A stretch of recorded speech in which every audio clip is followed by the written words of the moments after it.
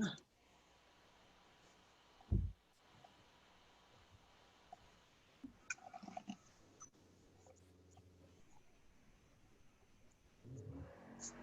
Brett, now feel free to start whenever you think there are enough people.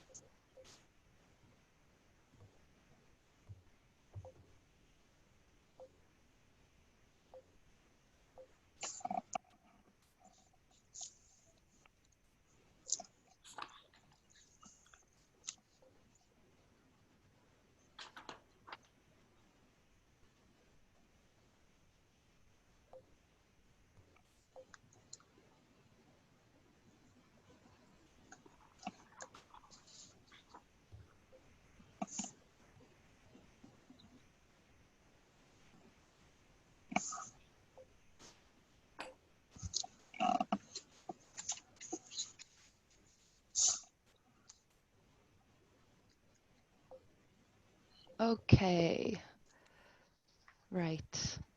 Welcome everybody to this ETUI webinar. You can see people are still coming in, so we'll start off slowly.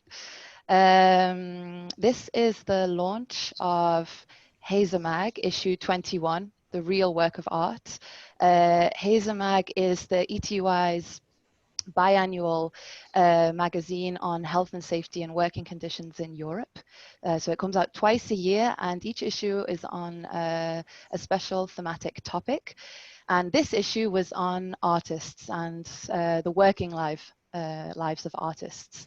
I'm Bethany Staunton. I'm the deputy editor of the magazine. And today, to launch it, we have 3 speakers who are all involved with the magazine issue in one way or another, either as a writer or as an interviewee. We'll be discussing many issues in relation to this theme. Obviously, it's become particularly topical in light of the COVID-19 crisis. The precarity, issues of low pay, government support, etc. For artists is particularly difficult at this time. We'll go on for about an hour. First of all, the speakers will talk a little bit about their own work as artist, researcher, social activist, and then we will have a discussion, and then hopefully if we get any questions, turn to the questions. So please, there is a question and answer box. Please feel free to submit when you like, and I'll pick up on it. We're streaming this on Facebook Live, and it's also being recorded. So let's introduce our speakers. First of all, we have Laurent Vogel, who is a senior researcher at the European Trade Union Institute, specialized in health and safety and working conditions. And he is also the editor of HesaMag, and obviously one of its biggest contributors. So welcome, Laurent. Next we have Zita Holbourne, who is from the UK. She has many titles, as all our speakers do. She is an artist, an author, a poet, but also a very active trade union activist. She is the joint national chair of the Artists Union England. And it was in this role that I had the pleasure to interview her. But she's also the national vice president of the Public and Commercial Services Union and the co-founder and national chair of the Black Activists Rising Against Cuts campaign group. Welcome, Zita. Thanks for being here. And finally, we have Lucy Grauman, who is joining us from Brussels. She trained as a classical singer, and she's also got experience in jazz and theatre, as well as being a therapist in a family planning centre. She was interviewed for the magazine, particularly in her capacity as she founded the Brussels singing group Voix de Voyageurs, which is a group a mix of locals and asylum seekers, and they sing songs that they have learned from people all around the world. So a real community project.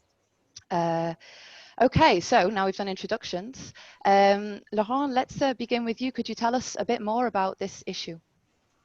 Yes, so HesaMag is a publication where we try to develop a critical perspective on occupational health and safety. So it means that we don't want to repeat what other people are telling about health and safety, but to introduce new thematics, or at least to introduce a new way to think about health and safety. And so that's why if you see the different thematic issues of HesaMag, you will find usually people who are not considered as the main targets of health and safety policy in many cases, like undocumented migrants, that was the previous issue, or prisoners, that was the issue before, and so on. So why did we decide to have a thematic issue on artists? Basically because when you are speaking about occupational health and safety, there is a denial that there is a problem with artists. So most of the people will think, okay, they are very happy because they've chosen their occupation. So why should they claim about any problem of health and safety? And that's really a common view among a lot of health and safety specialists. And you can have discussion with doctors, with ergonomists, and so on, and they've never thought about the risks of artists. So we decided to introduce that thematic. Of course, we can't be exhaustive, and there are so many aspects which could have been treated, and it was not possible to do that. And so the result is that we have several papers about several persons or groups of persons, and we show that there are a lot of problem in the working activities, and there is also a problem of awareness of being a worker, which for some artists is not so obvious. And that problem of being aware that I'm a worker, exactly like a cleaner or someone working in the building industry, can be an obstacle then for a collective action. Yeah, and could you tell us a little bit about we have a sort of range of articles in the issue. What kind of, what countries do we go to, and what kind of themes do we tackle? So if I go through the thematic issue, so the first paper is about a Spanish dancer in the Spanish National Ballet, and she is, let's say, a well-known and famous artist, and nevertheless, she was discriminated for being pregnant, and so that's let's say the first paper. Then we have another paper about graffiti artists, and the situation of graffiti artists is often very complex, because sometimes what they are doing is allowed by the law, and sometimes it's not allowed by the law, and then they are considered as criminals by the police, and so they're often in that complicated situation that for some part of the work they are paid, and sometimes even paid by the municipal power or any official institution, and for other parts of the world they have to do it during the night and with the risk of being prosecuted. Then there is the paper on Lucy, and she will explain better than me, of course, what she's doing, but she's a singer, and so she will explain that word. Then there is a paper about museum, and that's very interesting, because the paper was written, or at least it was decided to write the paper before the COVID crisis, and the staff of the Museum Le Louvre was one of the first at the very beginning of the COVID crisis to stop the work to protect themselves, but also to protect the visitors. And it was when there was no lockdown in France or in any other European country, and they understood that there was a high risk of contamination in the Louvre for many reasons. And so they decided to stop the work a Sunday. It was 3 weeks before the organization of general elections by Macron. So it means that there were the awareness of the workers was much higher than the awareness of the government. Then you have a paper about the situation of, let's say, the fact that for many artists, you have periods of work and then you have periods of unemployment. And it's very complex to manage because most of the unemployment schemes are not completely adapted to the situation of artists. And so that's a paper about France and what happens during those periods of unemployment. And then the last papers is about trade union action. And so it was written by you, Bethany. And of course, that paper is important because it's about artists not as individuals, but artists as collective actors. How can the collective action of artists change the situation and improve their working conditions?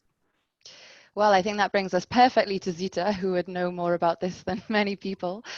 Zita, could you tell us a bit about your own experiences, perhaps as an artist, working as an artist, and also what kind of perspectives it's given you to work in the trade union world, particularly in relation to the arts? Thank you very much. Good afternoon, everyone. So I've been working in the arts in one way or another all of my working life. So I'm also, in addition to the things mentioned, a vocalist.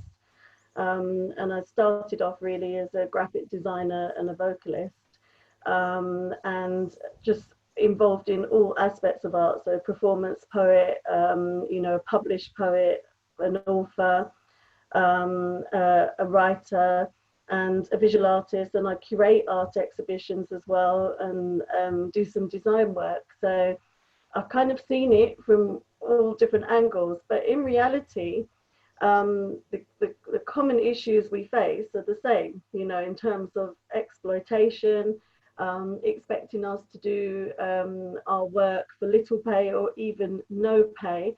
There's this sense that artists could live off fresh air. You know, they do what they do out of the love and passion for the arts. They're constantly asked, and this has been my experience, we're constantly asked to do things for free. And as a grassroots activist and trade unionist, I do lots of things to contribute to the community and contribute to the movement, and give of my time and things for charity. But the fact that, you know, even within our own movement, there's had to be motions passed at conference to say that if people are going to book musicians or artists or whatever it is, they have to be paid the going rate for their job, including photographers. Actually, photographers are used a lot to, you know, trade union events. So even in our own movement, we've had to have that conversation and almost like educate people on our rights. And one of the things I did about 7 years ago in my role on the Trade Union Congress Race Relations Committee, is we set up an art exhibition which was focused on young Black artists, and it came about as part of the TUC Stephen Lawrence task group recommendations. Stephen Lawrence was a young Black man that was murdered in the UK, and it was supposed to be that we used the TUC headquarters as a place where we could provide a platform for young creatives. And young Black people are facing, and I'm using Black in the political sense as we do in the trade union movement. So that's to include Black and Asian and minority ethnic people, or people of color. People use different terms in different countries, I know. And so we set up this exhibition because we knew 10 years of austerity meant that young Black artists were facing a double whammy in terms of being young and being Black or BAME. And also because there is institutional racism and discrimination that exists in the arts and culture sector, which means the doors are shut and there are barriers to participation. And women also have, you know, disproportionate adverse impacts of working in the industry. There's issues around safety as well for women that's of concern. And I've been involved in a European project that's looking at gender in the culture sector and the barriers and the issues that women face, which was done to advise the European Commission.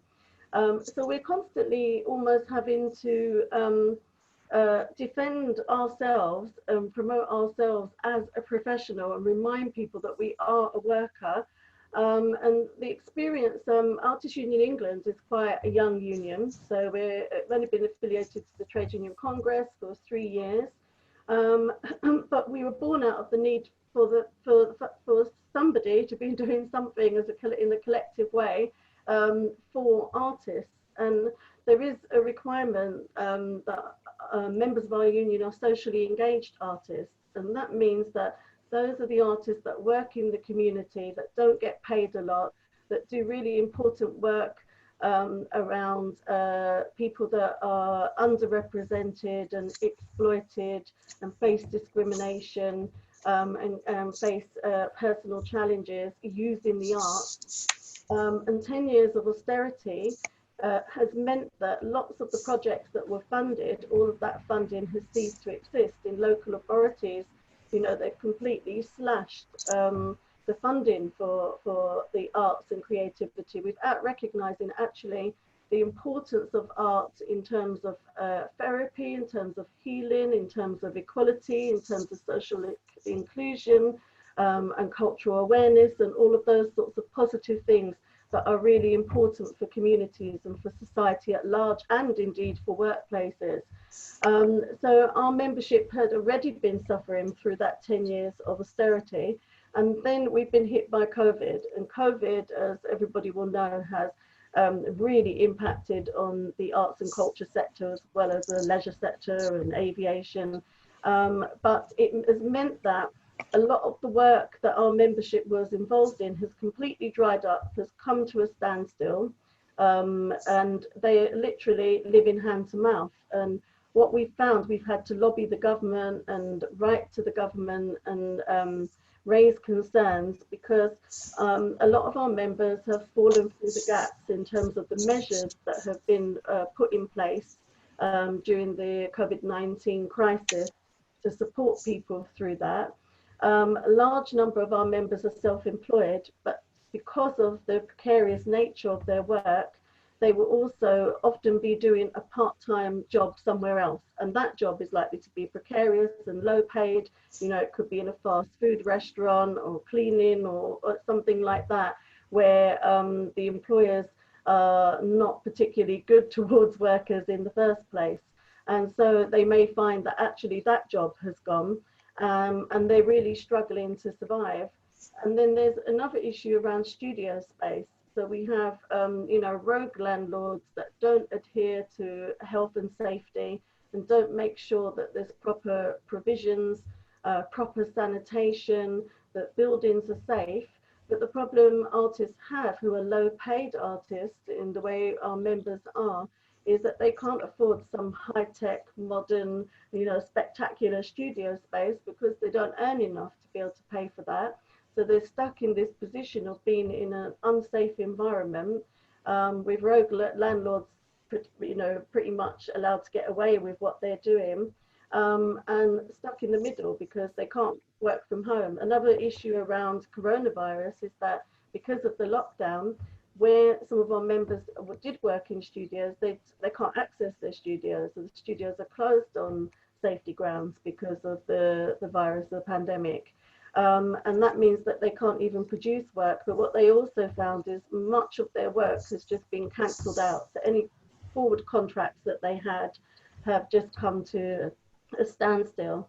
And they're very much just not knowing, you know, what's going to happen from one day to the next. And what we understand is that the industry is going to take a long time to pick up.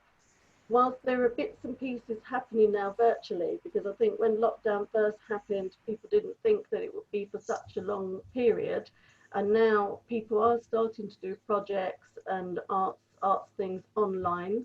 You know, I have a project coming up where I'm going to do some art workshops virtually on Zoom. And, you know, I've done some virtual gigs performing poetry. But that's not going to be enough for most people to live off who've got a family and that's their sole income that they're relying on. So, you know, we are in a crisis in terms of the arts and culture sector, but I think that for a long time, setting aside the current crisis we're in, we've had a decade of crisis, and we also have this general attitude from businesses and institutions that we should be expected to just give of our services and ourselves for free. You wouldn't ask, would you, somebody to come and clean an office and say, but you must love cleaning, why not do it out of the love of cleaning? But that's the experience we have too often as artists. I also, because I'm an activist, you get the response of, oh, but this is for the cause, do it for the cause. You know, without recognizing that this takes time, effort, it's your professional reputation, so you want to do it properly. Whilst you're doing that piece of work, you may not be doing some work that's paid. But the fact that we're just sort of disregarded is quite insulting, because the world would come to a standstill, wouldn't it? And it would be an awful place if we didn't have all the arts that we take for granted every day, that are part of our everyday life from start to finish. Indeed. So I think that, am I running out of time now? Well, no, I mean, we'll definitely, I think you've covered so many interesting topics. No, we have time, of course, but I think what we'll do is we'll turn to Lucy just to introduce herself, because I'm sure a lot of the very interesting themes you've touched on, Lucy would recognize in her own career. And then we can really get into each of those points in more depth in the discussion. But thank you very much, Zita. Lucy, over to you. Thank you. Yes, I do recognize many things that are quite similar. So I'm going to talk about my career. So I trained as a classical singer after having done a bit of theatre and a bit of jazz, I would say in my late teens. And I decided that I wanted to train properly, to have skills as a musician. And I studied singing. And I found it quite an ordeal. And because you really have to fit in. Classical singing is very close to ballet dancing. You use your body and you have to fit into a rail of standards that are very strict. And which means that if you don't fit into those rails, you experience quite a lot of unkindness from either from your teachers or from possible employers, such as in the situation of doing auditions and things like that. So it's if you're not, you know, not set the right way, it can be a very horrible work experience to be a classical singer, to try and find work. Particularly as a soloist, of course, and you have to have this sort of fighter's mentality of wanting to always be there and to be better than the others, and so that was something I found personally extremely difficult. And so I decided at one point in my sort of late 20s that I wanted to develop another field, another professional field. And that's how I trained, and I became a counselor. And luckily, I found work as a counselor in a family planning center in Brussels, in an area that is, well, that is a particularly poor area with many different centers, social centers for homeless people, migrants, different social sort of centers. And so, yes, so I started working, half of my professional life was working as a therapist or going into schools talking about family planning. And the other half still remained in singing. And the singing that I started developing at that moment is I encountered contemporary music. So I started working with vocal ensemble, and then later with a chamber music ensemble in music, well, music such as the famous 20th century composers. You can think about Schoenberg and the second part of the 20th century, people like Boulez or Stockhausen and people like that. But I think one very important encounter was John Cage, because John Cage reframes what music is, what sounds are, gives place to silence. And one aspect of John Cage's work that I found very exciting is that he puts the interpreter in a much more active position than just being the vessel of beautiful performance. You start deciding that you want to do some sort of a theatrical action at such a moment. You can decide that you want to wait a little longer before you make the sound. And so it's a completely different approach of what music and singing can be, inspired, I think, by visual art. So that helped me grow and feel stronger and more confident in the area of music. And so I'd say in the beginning of the 2000s, sort of around 2005, I started a little women's ensemble, a vocal ensemble with friends of mine, friends that were musicians, music teachers, pianists, violinists, and also people that were not necessarily trained singers at all. And we started working on madrigals and pieces like that. And what was very important for me, and what is very important for me, is that to sort of bring down the idea that singing is a high art. That I find that it's very important to remember that if you can speak, if you can call somebody, if you can shout and laugh, well, you're a singer, which means that we are all singers. And that's something that I find, I feel very strongly about, and I find it's very important for me to get different people together and to make a classical singer sing with somebody who maybe has never sung before, and see that something can really happen, something really interesting can happen. So that's the ensemble I started, that's called Ik zeg adieu, which is the name of a Flemish madrigal of the Renaissance.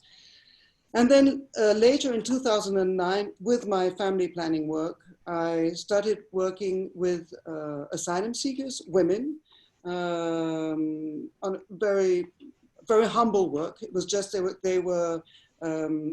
was just before a hunger strike, but they were doing an action to get their papers together. And the work they asked me to do was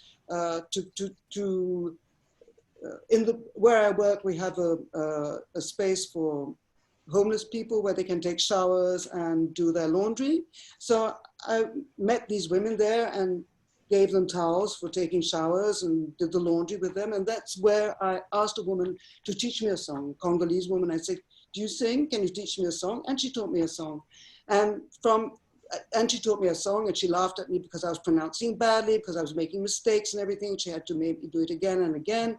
So I managed to learn that song. And then a couple of weeks later, I sang it again. And there was a woman from Angola who knew the song, and we started singing together. And I realized how powerful it was to ask someone to teach you a song from where they're from, in their language, and for them to be in the position where they are telling you how to do it. You're the social worker and the person who's more on the side of administration and so on. And so that's how I started with my colleagues allowed me to start a singing moment in the Family Planning Center. And that's how we started doing this regular meeting. And it's still 11 years later, it's been transformed quite a lot.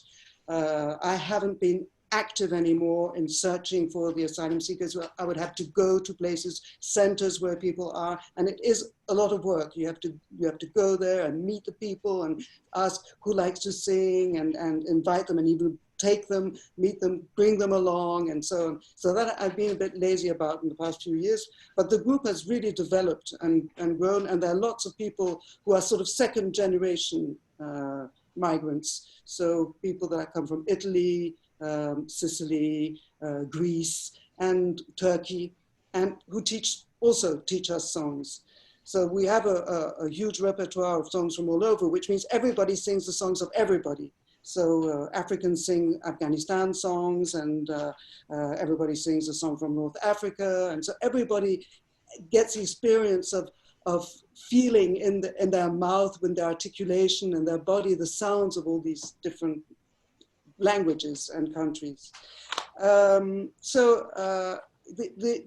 ensemble that is called Voix de Voyageurs, or Voices of Travelers, started in the Family Planning Center. Then it moved, I was invited by a musical productions of urban music place. They invited me if I could do the choir there. So I was getting paid as a professional musician to do the work. And I moved to a new place now, but it's the same thing. I am paid to do my work as a, whatever it is. I don't like the word choir conductor so much because it's much more interactive and people are teaching each other, and that's the way I like it to be. But coordinator maybe, or facilitator or something like that. But maybe before finishing with myself, I would like to say a few words about how performers, the situation of performers, performing artists.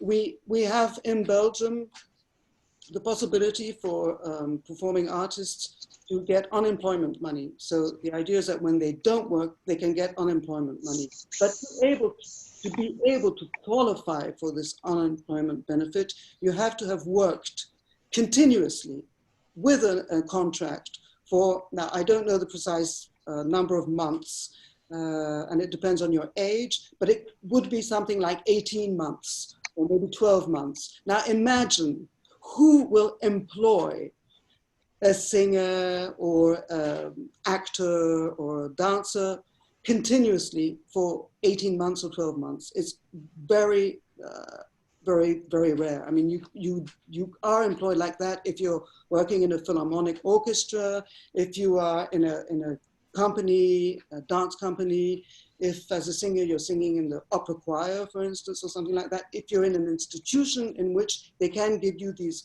long sort of continuous contracts.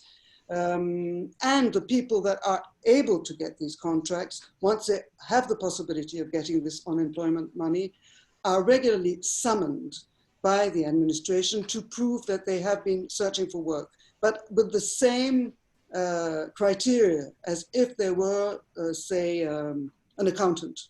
So you have to prove that you have been sending letters, application forms and things like that. So, I mean, if me as a singer, to whom would I send these? Who could be a possible employer? So it's totally unadapted, except for maybe some actors that are successful and that get regular contracts, or there are a few people that are in that situation. Otherwise, I recognize very much the situation that Zita was describing, where musicians have to work part-time in a restaurant to be able to feed themselves and pay their rent. And of course, during this COVID period, it has been a big problem. Lots of people that of my generation are music teachers, and they have, most of the time, either they work for a music academy and they have been continuing, they have been receiving their salary over the period and have been teaching on Skype. And people have been sort of trying to cope with working and teaching on Skype throughout the period. I think that's it. That's about all I can say for the moment. Thank you, Lucy. Yeah, so we can see a lot of similar issues coming up. Whatever kind of, obviously, when we talk about artists in the very broad sense, lots of different kinds of artists, performer, visual artist, but a lot of similar themes about how we value art in society. You know, I think that's a very beautiful example of the value of art, the work that you do with asylum seekers. And obviously this clash between, yeah, doing something that you love, but also, you know, being a worker, as Laurent said, and yeah, having the right to all the conditions that any worker should have the right to. Perhaps we could turn now to talk a little bit more about the current context with the COVID-19 pandemic, because one thing, I mean, obviously you're in two different countries here in Europe. Already, just when you're talking about government support schemes, they're different in those two countries. I think even though it's problematic, the Belgian one, I think in the UK, many artists would be happy to have something. So, I mean, there's in the UK, it might even be worse in that sense. And I'm wondering, COVID is a global problem, and artists all over the world, as with many workers, but here talking about artists, are in a very difficult situation, and art industries. what kind of things can people working in the arts be doing, and can governments be doing actually to make the situation better? Laurent, I was thinking maybe what about the European level? Is this something that could be tackled at the European level in terms of supporting, creating a framework to support artists in these kind of conditions, or funding for the arts industries? Is this a moment that needs to be given more attention? I believe there are two problems. One problem is about money, so about earnings. And it's clear that the COVID crisis has affected massively all the artists. And it will take time to recuperate, let's say, what was the situation last year. So, and then there is certainly a very big problem. And we see in all the different EU countries that governments are reluctant to support the artists. Recently in Belgium, there was an attempt to vote a law, which was, let's say, in order to support the artists with different contributions from the state, and the law was not voted. So there was no majority in the parliament to vote that law. So that's the first problem. That's the problem of earning the life, and it's really a basic problem. And let's say the strategy from the different states is not to recognize that art is a necessity, that it's a need. So they will put much more money in I don't know other industries, the steel industry, the chemical industry, aviation companies, and so on, than for art. And then there is a second problem, which is really, I believe, very acute, at least for a lot of artists. It's the content of the work itself. So the strategy of the state is about hygienic measures, and they consider that those hygienic measures will be a solution for the COVID crisis. But those measures are affecting the content of the work. If you want to make a performance on the scene in the theater, it's not exactly, and it's the same thing that doing it by video. And so I believe that there is really another issue, which is not about money. It's really about the content of the art. And so for visual artists, the problem can be less dramatic than for performers, singers, musicians, and so on. But it's clear that for a relatively long period, nobody knows exactly how many months it will take, let's say, to come back to a certain normal life.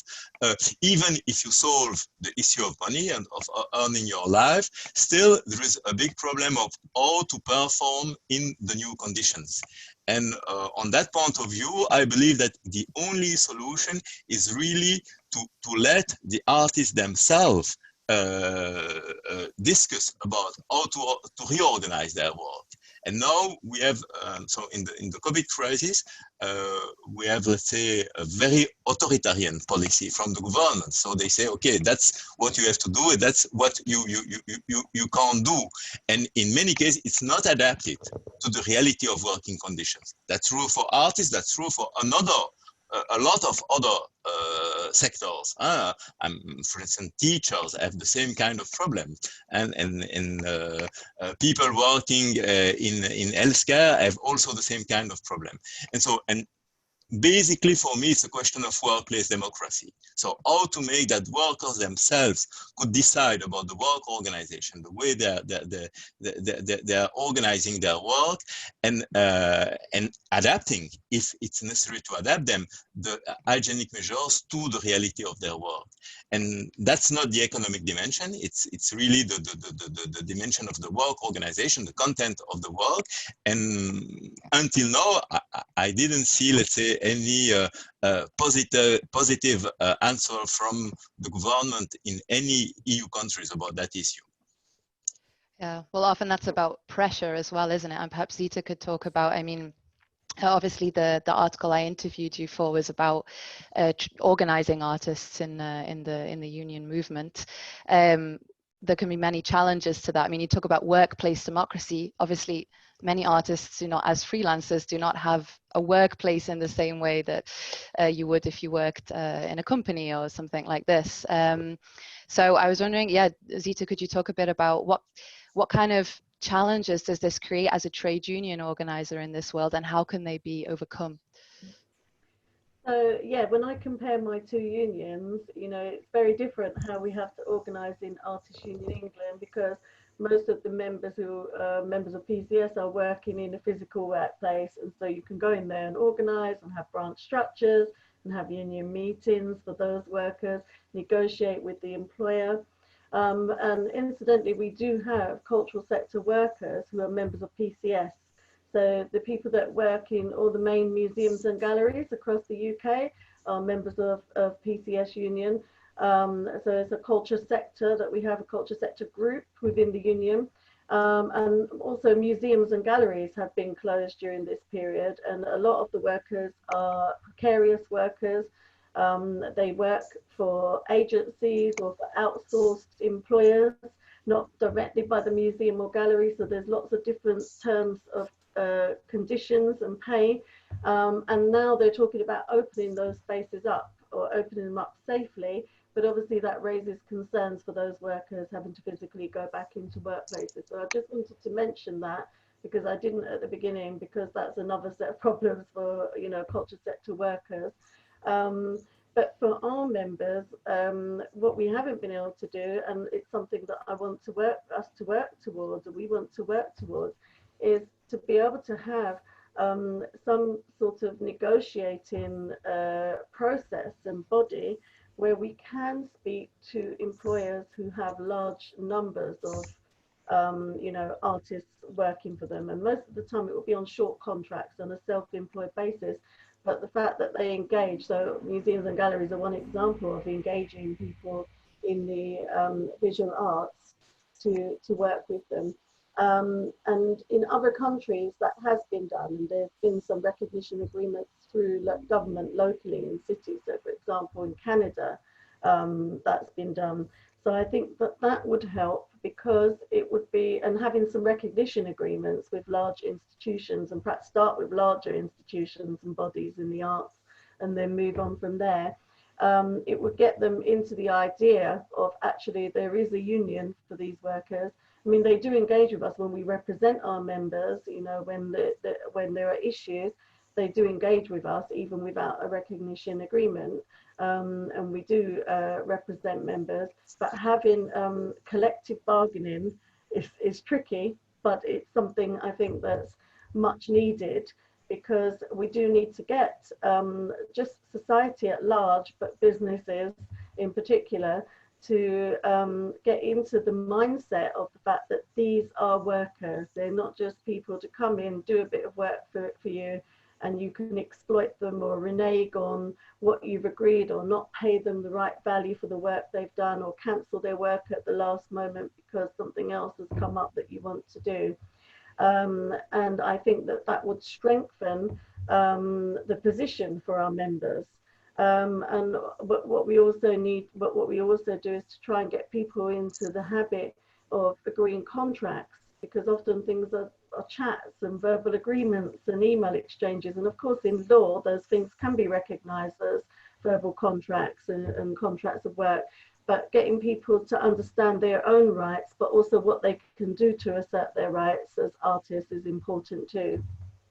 Well, I know also since the beginning of the crisis, some unions in both the UK and Belgium have seen some surges in membership, actually, as workers have found themselves in more precarious situations. And I'm wondering if you've seen anything similar happening in the culture industries in particular. Yeah, there's definitely been, you know, a movement towards actually we do need to join our union and we need to get behind them. You know, they're lobbying the government because we're putting out stuff out in social media to say we've written to the Chancellor of the Exchequer, we've written to the government, we've raised these concerns, we're collecting case studies from members, we're doing surveys, we're working with other arts bodies in the UK. And we've just done a survey with several arts bodies. So it's getting people into the idea of actually I'm facing a really difficult situation right now, and being in a union would be a positive thing. But what we want is to be in a position where people join, across the board, and not just when they've got a problem. And it's understandable that if people didn't understand the union was there, or really understand what a union can do, why they find us when there's a particular problem. But we need to do much more in terms of building our union, because we're still young, and organising, branch structures. We don't have the traditional branch structures that other unions, established unions, have. But we're having to organise in different ways. We have meetups in different cities, and different ways of engaging with artists. And of course now we're having to do everything virtually.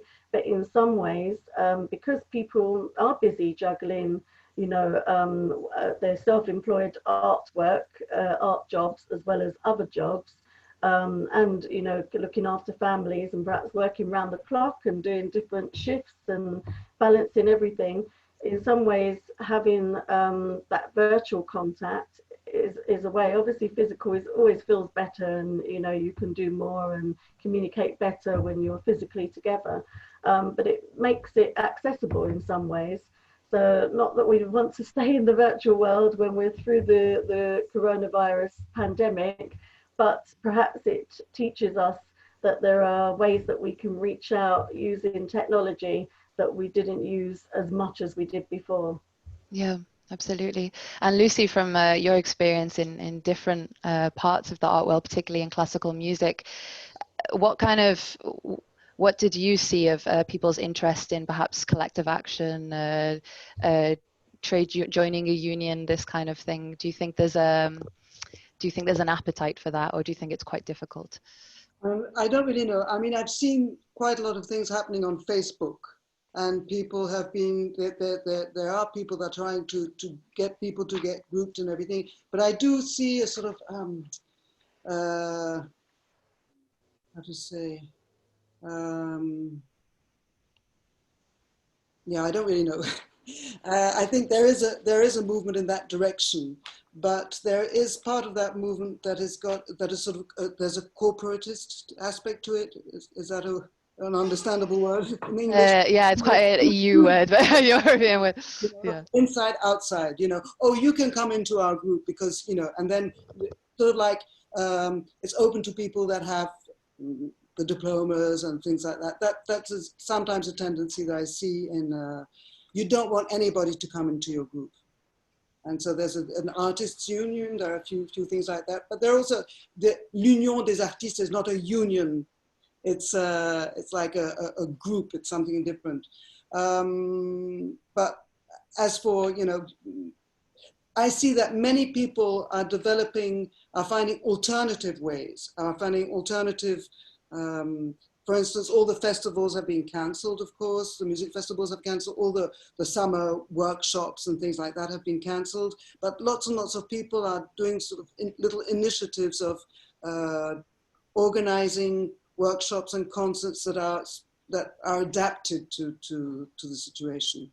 Yeah. But I'm not answering on the general aspect of people getting together and thinking together about policies and everything. I don't know. No, of course. I meant more in your career. Have you come across that in your working life? Coming across.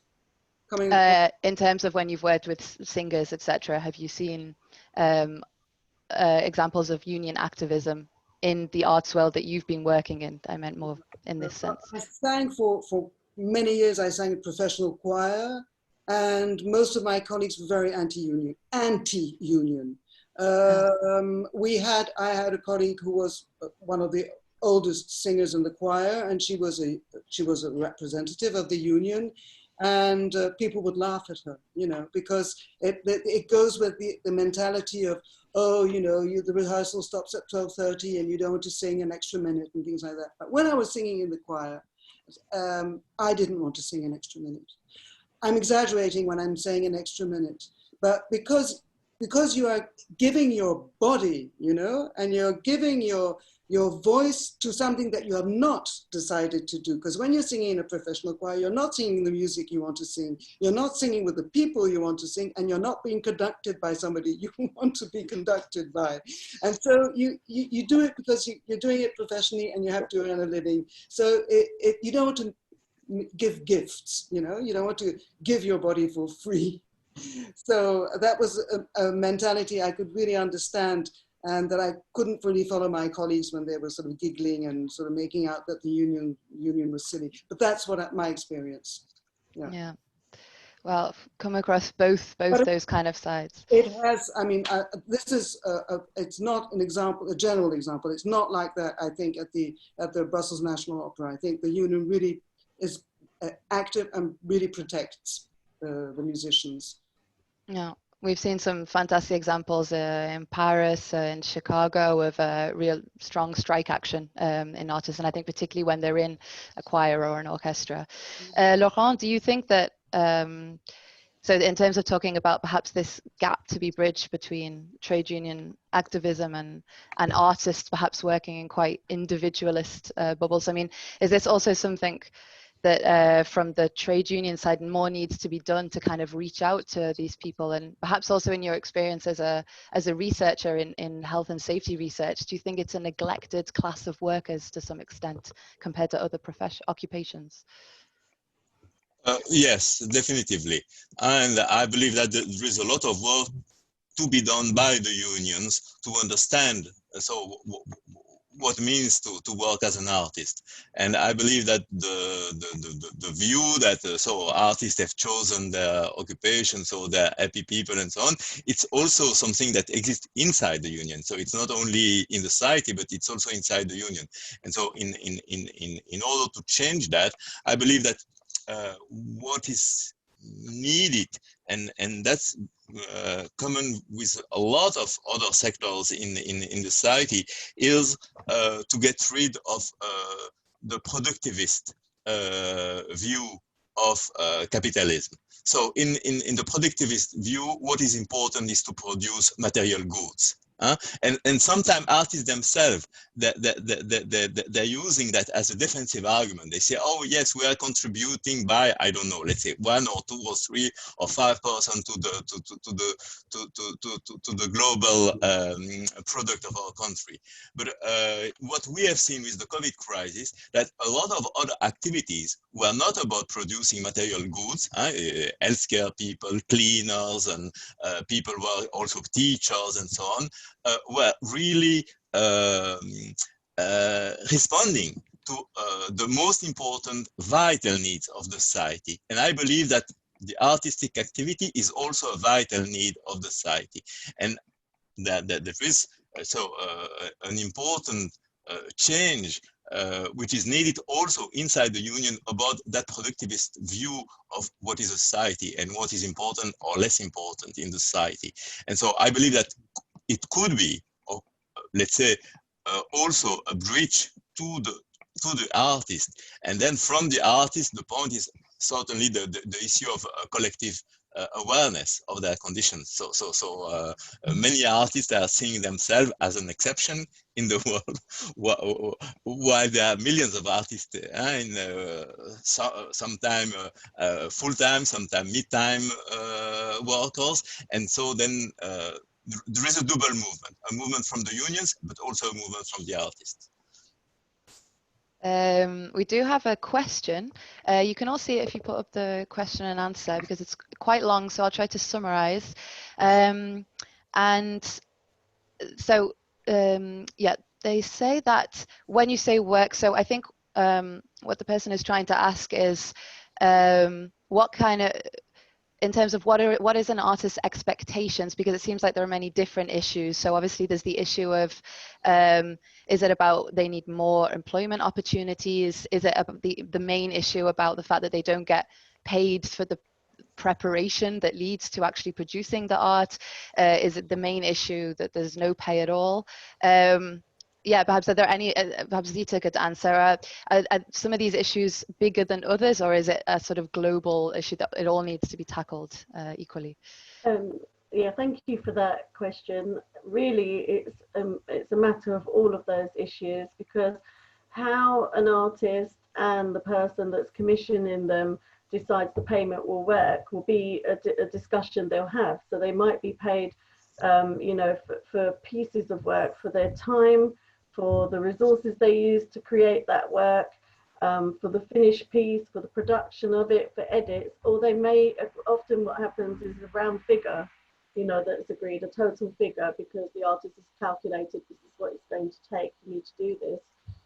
But what you often have is you might agree something like that at the beginning, and then there's all sorts of changes because the business that's commissioning you decides they want to go in a different direction, or they want to change something, or they want to add something.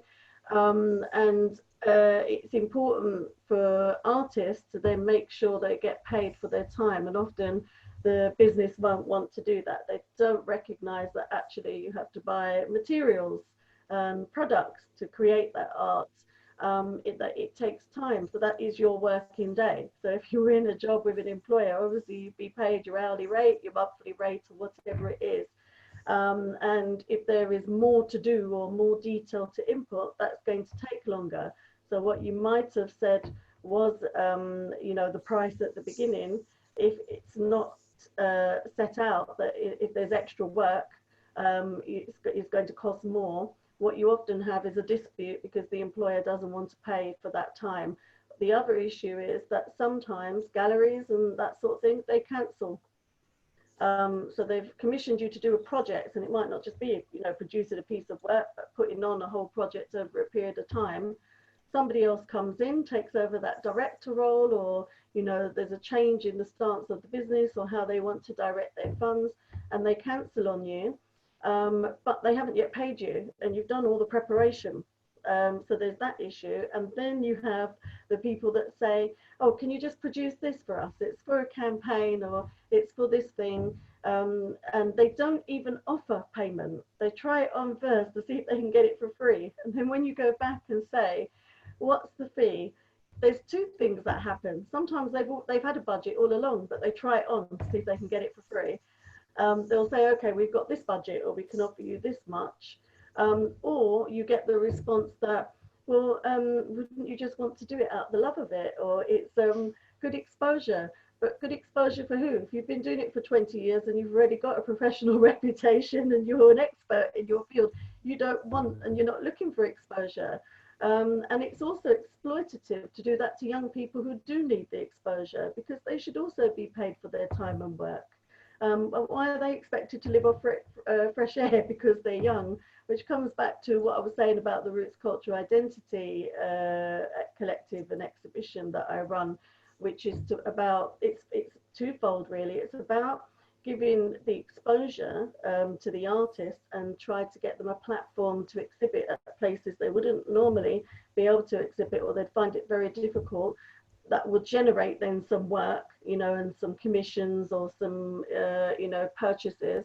But also it introduces them to the idea of trade unionism and joining a union, and what trade unions can do, and why it's important to be in one, and why it's important to work collectively. Because there is this sense, isn't there, in our field, that you're sort of for yourself, and you're constantly expected to be in competition with somebody else and be better than them, or drop your price so that you can get the job. And it's like splitting us and trying to divide us, and it's a divide and rule tactic. And actually the idea of us having a trade union is that we want to work collectively and collaboratively and support each other. And I think Lucy was talking about, you know, the concept of some unions saying you can be part of the club. That to me sounds like the organizations that are associations, professional associations, and some of them do affiliate and call themselves a trade union, but they have you know, a slightly different stance and position than trade unions that have like socialist values and are about the collective people power and working, you know, for all of us together and pooling our ideas and our expertise and our experiences to negotiate and support each other and bring about positive change. So I think there are two different types of trade unions that exist actually. Yeah, Absolutely.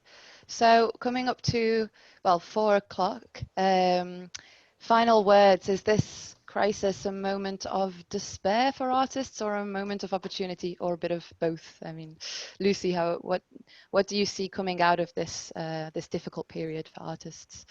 Can things Well, change? I would love to say it's a bit of both. Yeah. Yeah, I would love to say it's a bit of both. I think there's been a tremendous amount of creativity happening during the lockdown. Lots of people have been posting things, doing recordings and everything, but it's an illusion. That's something I feel very strongly about. All these, choirs singing together with multiple faces and everything, they're not singing together. They're all alone with the headphone, with a beat of a metronome going on. It's maybe quite fun to do, but it's got nothing to do with people singing together, being together. So yeah, I think one shouldn't make the mistake of thinking that all this creativity that's been happening during the lockdown is a new sort of way of being an artist or something like that. No. I think it's important, very important for people to be able to come together, to be able to share space physically. And so I think that's something we really have to fight for, whatever way we have to do it. I don't know. Yeah. And also remember, a lot of this creativity is happening for free, as we touch on. Zita, perhaps you have a final word on the current moment. Well, I can relate to what Lucy's just said, because I'm in a choir, and yeah, we have done that, record all our voices. And it is actually quite heavy, isn't it, to actually do that? It's not the same as gelling together and being in the choir, and then you do the recording after. So I know exactly what you mean. I think looking at my members of AUE and what they're going through right now, it's a horrendous situation they're living through. They're living hand to mouth, if that. They're struggling to make ends meet. They don't know what their future is. Financially, the measures aren't supporting them just to get through. So it's a time of stress and anxiety. But on the other side, it means that there is space to create. If you can get into your studio, or you have a space at home, because you've got the rest of your family there. You may have your partner working from home, other family members working from home, have to care for children and homeschool children. So it's not that easy to do it. And yes, it's true, we are creating a lot because we're creative. So of course, in a time of crisis, we document crisis, don't we, and trauma, through the arts and through creativity, which reaches out and connects to people in a very positive way, but we're not getting paid for doing that. So we still got to pay the bills and pay the rent and pay the mortgage and find a way of doing that at the same time that we're creating. So the space is good if you have the space time-wise to do some projects for yourself and work on things that you've always wanted to. But at the same time, you've got that anxiety of stress of, I've actually got to, earn a living and pay the next bill that's coming in and make sure my child has food on the table. So it is a stressful time as well. Yeah, I understand that. Laurent, but perhaps the final word on, is anything positive to come out of this particularly difficult moment for artists, for the arts world? I believe what was very positive is the solidarity of people, and that's important. And it's of course it's not enough. Solidarity. No. If you don't change the situation, solidarity is just something nice, but not enough. And another issue I believe is that there is a certain awareness that a lot of things have to change. And of course, we can't know now if it will be to something worse or to something better, but the opportunity is there. And I believe that there is a general awareness, let's say in the population or in the majority of the population, that we can't just come back to the past. There were so many errors that the government have lost a lot of their credibility. All across the world, and so it means that now it's up to the people themselves, to the workers themselves, to have a say about what must change, and that democracy is not just about electing every 4 or 5 years some people to go to the parliament. Democracy is something every day that you have the possibility to have a say about your own life and the collective life of the society where you are living. And so there is an opportunity. Of course, we will. It's impossible to say for the time being, it will go to a better situation. It will really improve the society and change it, or will it go to something worse? We don't know. We don't know. Well, unfortunately, on that point of uncertainty, then it's the responsibility of a lot of actors, indeed. But I'd like to thank our speakers very much, Laurent, Zita, Lucy. It was a very interesting discussion.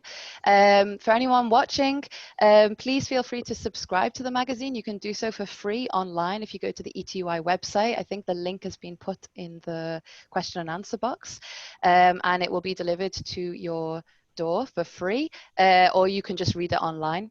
And yeah, thank you very much. Bye-bye. Thank you. Bye.